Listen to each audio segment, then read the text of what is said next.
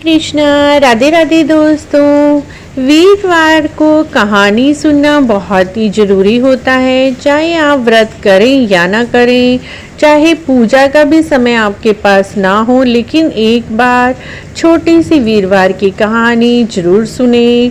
बहुत ही पौराणिक कहानी जो हमने अपनी दादी के मुंह से सुनी थी, वही कहानी आज मैं आपसे शेयर कर रही हूँ। वीरवार की छोटी सी कहानी इस प्रकार है। एक लड़की थी, वह वीरवार के व्रत रखती थी और पूजा पाठ किया करती थी। सुबह मुट्ठी में जौ भर कर ले जाती, पाठशाला जाती तो पाठशाला के मार्ग पर वो सारे जौ बिखेरती जाती और आते समय वो जो स्वर्ण के हो जाते तो उन स्वर्ण के जौ को बीन कर घर ले आती। एक दिन वह स्वर्ण के जौ को सूप में साफ कर रही थी तो उसके पिताजी ने कहा, पुत्री, सोने के जौ साफ करने के लिए सोने का सूप होना चाहिए। अगले दिन बृहस्पतिवार था। उसने बृहस्पति महाराज से, विष्णु भगवान से प्रार्थना की, हे भगवान, आज मुझे सोने का सूप मिले। सुबह हर रोज की तरह पाठशाला गई, रास्ते में जौ बिखेरती चली गई। पाठशाला से आते समय उसे सोने के जौ मिले और साथ में सोने का सूप भी मिला। एक दिन वह सोने के जौ सोने के सूप में फटक कर साफ कर रही थी। उधर से उसी देश के राजा का लड़का गुजरा और उस लड़की के रूप और कार्य को देखकर मोहित हो गया। घर जाकर आसन पार्टी लेकर पड़ गया। राजा ने कहा, खाना पीना क्यों छोड़ दिया है? नौकर खाना लेकर जाते, लेकिन राजकुमार ना तो कुछ खाए ना पिए। राजा खुद आए तो राजकुमार ने बताया कि मैं तो उसी लड़की से विवाह करूंगा जो सोने के सूप में सोने के जौ साफ कर रही थी। राजा ने कहा, आप ही उस ऐसी लड़की के घर का पता बता दें, हम अवश्य ही तुम्हारा विवाह उसके साथ करवा देंगे। अगले दिन राजा के दूत उस लड़की के घर गए और उसकी लड़की को अपने राजकुमार के लिए मांगा। ब्राह्मण देवता बहुत ही खुश हुए और उन्होंने खुशी खुशी अपनी लड़की का विवाह राजकुमार के साथ कर दिया। लड़की के घर से जाते ही उनके घर गरीबी का निवास हो गया। पिता बहुत दुखी रहने लगे। एक दिन बहुत दुखी अवस्था में पिता अपनी पुत्री के घर गए। पुत्री ने पिता की दयनीय दशा को देखकर उन्हें बहुत सारा धन दिया और समझाया, लेकिन थोड़े दिन तो उनके बहुत सुख से बीते। फिर वही हाल हुआ। पिता दोबारा पुत्री के घर गए। तब पुत्री ने कहा, पिताजी, आप माताजी को यहाँ लेवा लाएं। मैं माताजी को समझा दूंगी किस प्रकार धन की प्राप्ति होती है। पिता उसकी माता को लेकर लड़की के घर गए। माता को पुत्री बहुत अच्छे से समझाने लगी। माता, सुबह उठा करो, नहा धोकर स्वच्छ वस्त्र पहनकर विष्णु भगवान जी की पूजा किया करो, वीरवार के व्रत कथा सुना करो। लेकिन माता को यह सब नहीं पता था। उसने सुबह उठकर भोजन कर लिया। एक दिन पुत्री को बहुत गुस्सा आया, अपनी माता को कमरे में बंद कर दिया और सुबह उसे उठाकर नहला धुलाकर स्वच्छ वस्त्र पहनाए, अच्छे से पूजा पाठ कराई, वीरवार की कथा उसके साथ सुनी और सुनाई, जिससे उसकी माता का बुद्धि भी ठीक हो गई। अब वह भी हर बृहस्पतिवार को कथा सुनने लगी, पूजा करने लगी, केले के वृक्ष की पूजा करने लगी, जिससे उसे भी धन और पुत्र की प्राप्ति हुई। बृहस्पति महाराज ऐसे ही हैं, जो जैसी बुद्धि से उनकी पूजा करते हैं वैसा ही फल उन्हें देते हैं। तो इस प्रकार मित्रों, बृहस्पति महाराज की व्रत कथा सुनना और सुनाना बहुत ही अच्छा होता है। आपको भी बृहस्पति महाराज की यह छोटी सी कथा अच्छी लगी है तो हर बृहस्पतिवार को इस कथा को अवश्य ही सुने और सुनाएं। बृहस्पतिवार की दूसरी कथा जो बड़ी है वो भी आज हम आपसे शेयर कर रहे हैं। कथा इस प्रकार है। कथा के अनुसार प्राचीन काल की बात है। किसी राज्य में एक बड़ा प्रतापी दानी राजा राज करता था। वह गुरुवार को व्रत रखकर दीन दुखियों की मदद करके पुण्य प्राप्त करता था, परंतु ये बातें उसकी रानी को अच्छी नहीं लगती थी। वह ना तो कोई व्रत करती, ना ही दान पुण्य में विश्वास रखती थी। इतना ही नहीं, वह राजा को भी यह सब कार्य करने से मना करती थी। एक समय की बात है, राजा शिकार खेलने के लिए वन गए। घर पर रानी और दासी थी। उसी समय गुरु बृहस्पति देव साधु जी का रूप धारण करके राजा के दरवाजे पर भिक्षा मांगने के लिए आए। साधु ने जब रानी से भिक्षा मांगी तो वो कहने लगी, हे साधु महाराज, मैं इस दान पुण्य से तंग आ चुकी हूँ। आप कोई ऐसा उपाय बताएं जिससे यह सारा धन नष्ट हो जाए और मैं आराम से रह सकूं।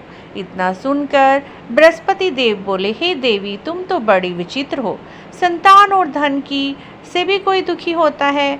अगर अधिक धन है तो इसे शुभ कार्यों में लगाओ, कुंवारी कन्याओं का विवाह कराओ, विद्यालय, बाग, बगीचों का निर्माण कराओ, जिससे तुम्हारे दोनों लोग सुधरे।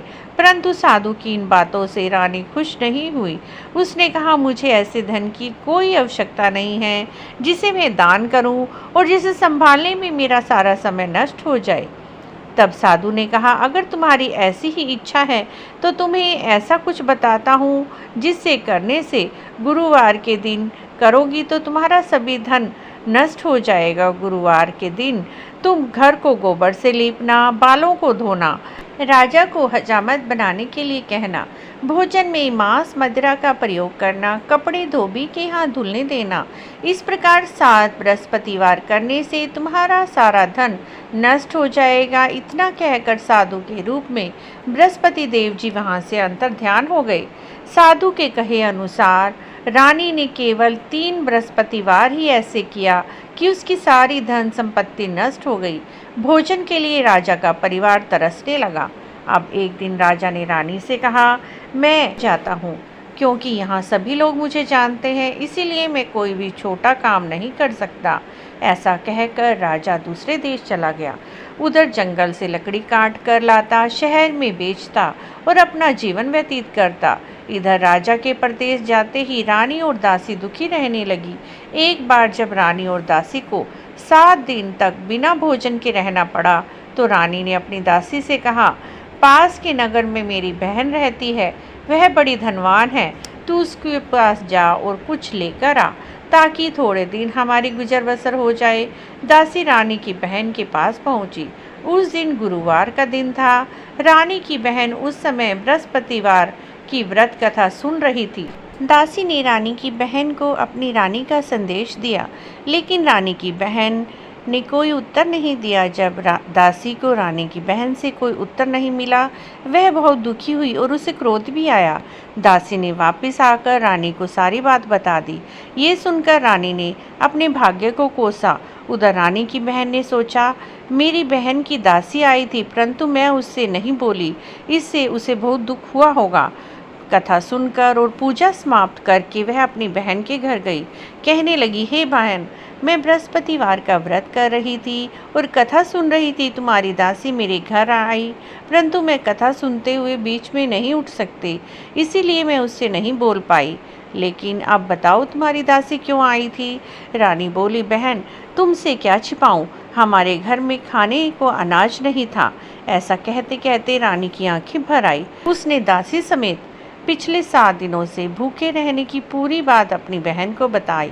रानी की बहन बोली, देखो बहन, भगवान बृहस्पति देव सबकी मनोकामना को पूर्ण करते हैं। देखो, शायद तुम्हारे घर में अनाज रखा हो।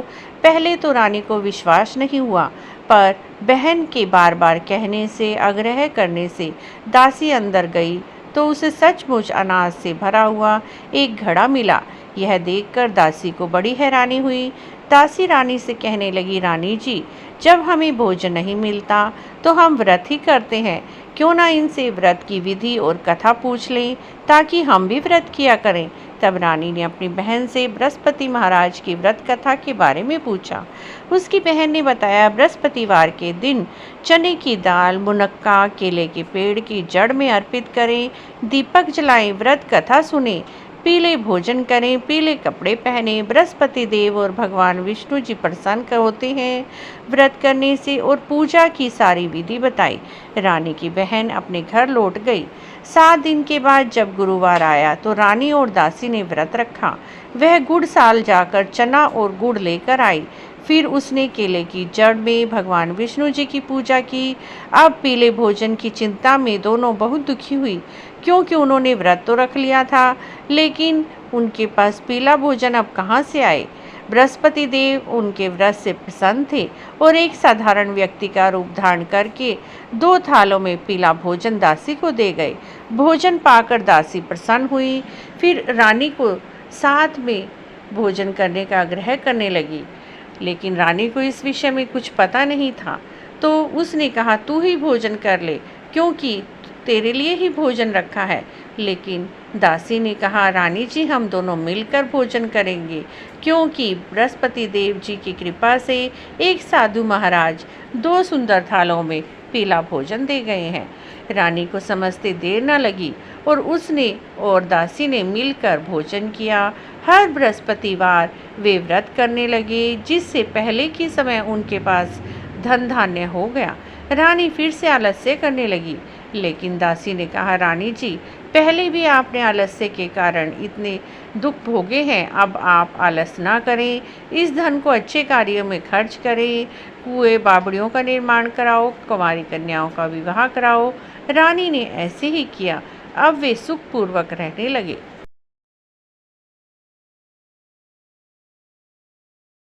एक दिन राजा दुखी होकर जंगल में एक पेड़ के नीचे आसन जमाकर बैठ गए। वह अपनी दशा याद करके व्याकुल होने लगा। बृहस्पतिवार का दिन था। एकाएक निर्जन वन में एक साधु प्रकट हुए। साधु वेश में स्वयं बृहस्पति देव थे। लकड़हारे के सामने आकर बोले, हे लकड़हारे, इस सुनसान जंगल में तू क्यों चिंता मगन बैठा है? लकड़हारे ने दोनों हाथ जोड़कर प्रणाम किया। उत्तर दिया, महात्मा जी, आप सब कुछ जानते हैं, मैं क्या कहूँ। यह कहकर रोने लगा। साधु को अपनी आह्वान का निरादर किया था, जिसके कारण बृहस्पति देव रुष्ट हो गए और तुम्हारी ऐसी दशा हुई। अब तुम चिंता मत करो, तुम्हारे सब कष्ट दूर हो जाएंगे। भगवान तुम्हें पहले से भी अधिक संपत्ति देंगे। तुम बृहस्पतिवार के दिन कथा सुनो, व्रत करो, 2 पैसे के चने मुनक्का लाकर प्रसाद बनाओ और शुद्ध जल से लोटे में शक्कर मिलाकर अमृत तैयार करो। कथा के पश्चात सारे परिवार के साथ प्रसाद बांटकर आप ग्रहण करो। ऐसा करने से भगवान तुम्हारी सभी मनोकामना पूर्ण करेंगे। साधु के ऐसे वचन सुनकर लकड़हारा बोला, हे प्रभु, मुझे लकड़ियां बेचकर इतना पैसा नहीं मिलता जिससे भोजन के बाद मैं कुछ बचा सकूं। मैंने रात्रि में अपनी स्त्री को व्याकुल देखा है। मेरे पास कुछ भी नहीं जिससे उसकी खबर मंगा सकूं।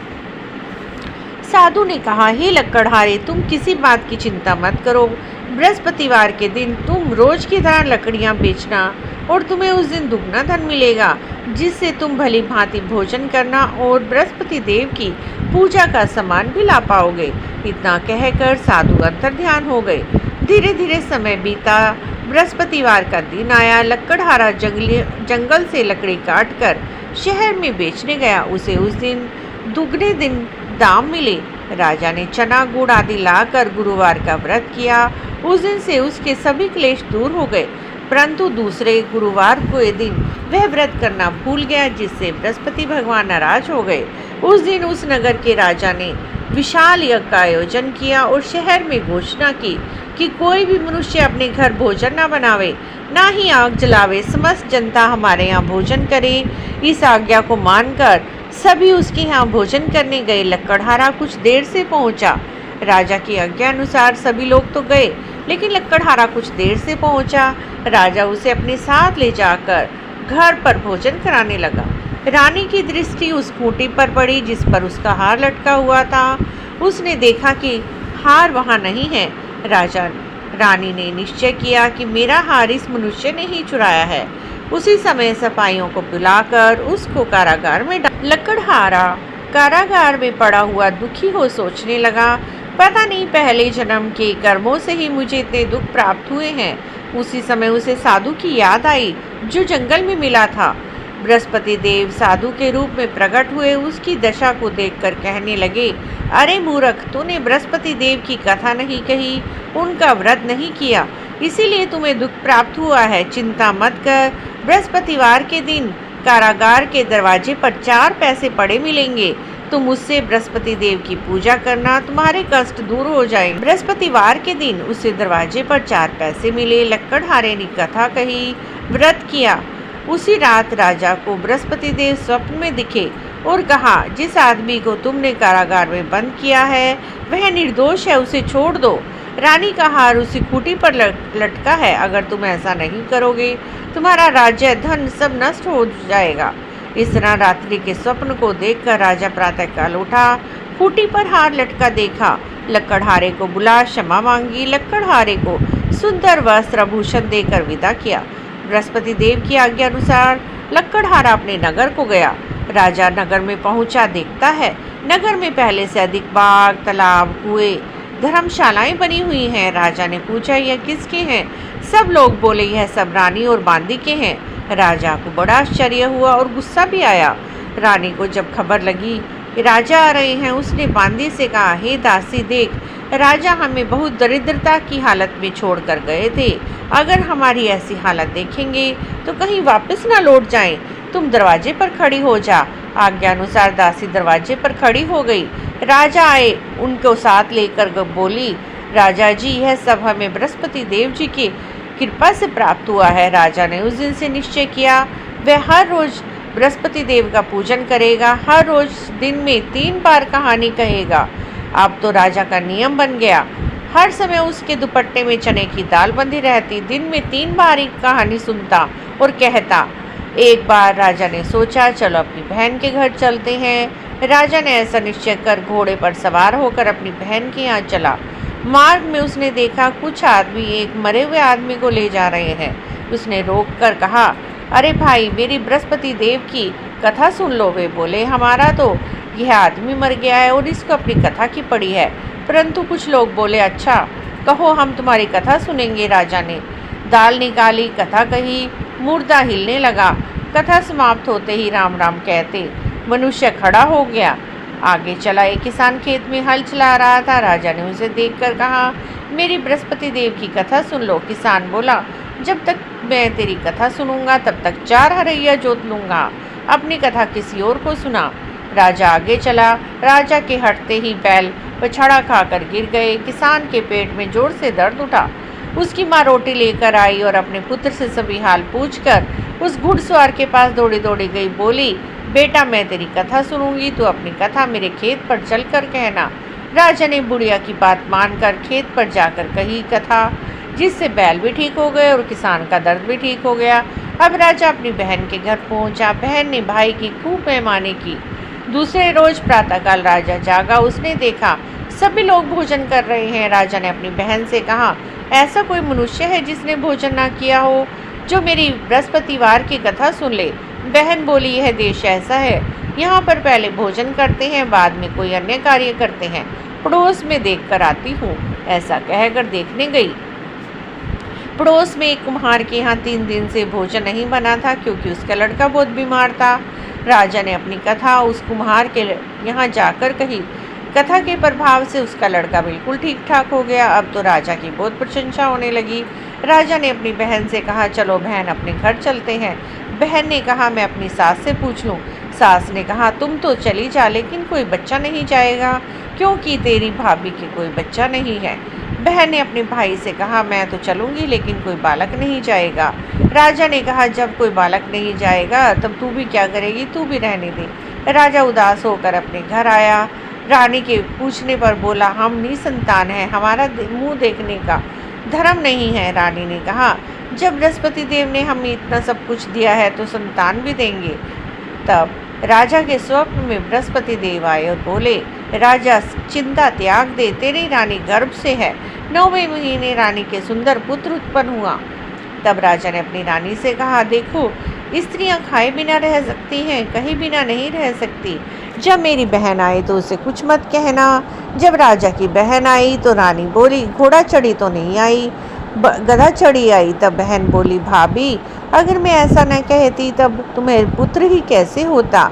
बृहस्पति देव ऐसे ही हैं, जो जिसकी इच्छा है वे सभी मनोकामना पूर्ण करते हैं। बोलिए बृहस्पति देव महाराज की जय। इस प्रकार मित्रों, बृहस्पति देव के दिन कथा और पूजा अवश्य करें। बृहस्पति देव की सभी प्रकार की वीडियो आप डिस्क्रिप्शन में लिंक पर जाकर देख सकते हैं। मित्रों, आपको कहानी कैसी लगी? अगर अच्छी लगी है तो प्लीज़ हमारे चैनल को जरूर सब्सक्राइब करें, लाइक करें। जय बृहस्पति देव महाराज।